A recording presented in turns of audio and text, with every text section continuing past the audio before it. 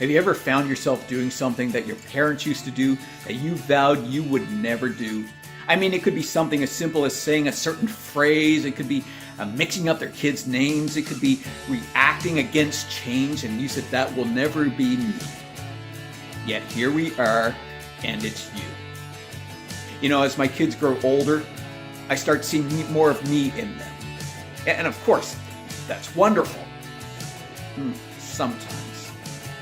But what it communicates to us is that often our kids will model more what we do than what we tell them to do. This is especially true when it comes to this whole topic of where they find their worth and their value. If I model for my kids that I only feel good about myself when I succeed, when I triumph, well, then they will only feel good about themselves when they succeed. If I beat myself up when I fail to meet certain expectations, they will beat themselves up when they fail to meet their expectations.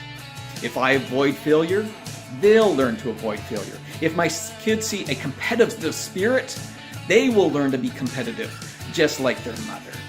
So how do we notice? How do we discover what we're modeling for our kids, the patterns that we're embedding in their lives that aren't necessarily always healthy?